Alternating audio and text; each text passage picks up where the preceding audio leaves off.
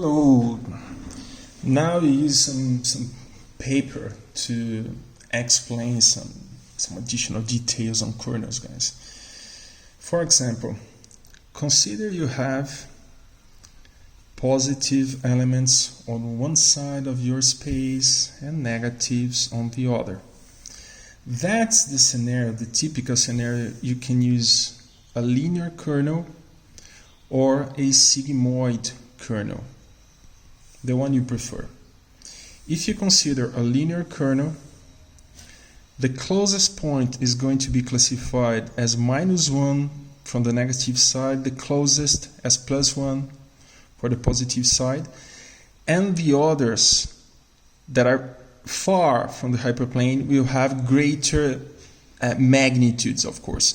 So if I have a negative here, it's going to be, for example, -5, and here like +5, because it's just far from the hyperplane. You know what's interesting about this, which is the linear kernel, is that at the end of the day you can use that number to represent how close you are to the hyperplane, how close you are to that particular hyperplane. And the sigmoid just provides you +1 and -1 and something in between. So if here is -1, here is +1, and in between you're going to have some sort of gradient that you can understand, okay, here I am somehow closer to the hyperplane, here I am somehow closer to the hyperplane from the positive side. But you don't have that range of values to consider, okay, to represent and to understand how close you are. What is interesting about that? I give you here some ideas just to consider. Can I study my space using just a linear kernel? Yeah, of course. What could I do? At first, I could verify the number or how many support vectors I get after optimizing my problem. That's something important, because if I have the number of support vectors divided by the total number of elements I have in my input space, if this ratio becomes too large, that means I have a greater uncertainty with the use of that particular kernel. That particular kernel is not good enough. I should use a different parameterization. I should change the kernel. I should take a different path. I should consider a different decision. The same happens as we discussed along the previous classes, previous videos. If we sum up all values for C, that sum, the greater it is, the greatest is the uncertainty. The smaller it is, the more certain is my classification. So the better I can divide my space, the poorer is my result, if this is great. Okay? That's something else to assess your space, to understand. Of course, sometimes you cannot plot your space because it's composed by so many dimensions, but you can use those indices to understand how it is. There is something else we discussed. If we've got a given class exactly at the center of my space, 0, 0, surrounded by another class, yeah, I can use a second order polynomial kernel. Second order polynomial kernel, because that's going to detach the center. However, if there is an offset, if instead of being at the center, all those elements have some offset, and they happen here, for example, the second order polynomial kernel is not going to work.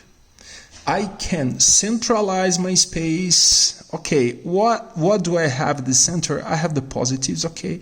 So take those elements, centralizing function of that class, and apply the second order polynomial kernel. That's going to work. Okay. The same happens for all polynomial kernels. So every polynomial kernel you consider, somehow it's going to compute some measures in terms of the center of your space. So you better consider the centralization. If you are not interested in considering the centralization, you can use the radial basis kernel as we discussed before. The radial basis kernel is going to build up that particular radial function no matter where you are located. So it doesn't matter if the 0, 0 of my space happens here, it's going to create that function for me. Okay? And the sigmoidal, okay, we discussed. There is something else. When and how to approach multiple classes. For instance, let's consider we've got, for example, some class here. I'm just drawing as positive, but it doesn't matter. Then we've got another class over here. And then we've got another class around over here, like that. What can I do to use the support vector machine? I can do the following.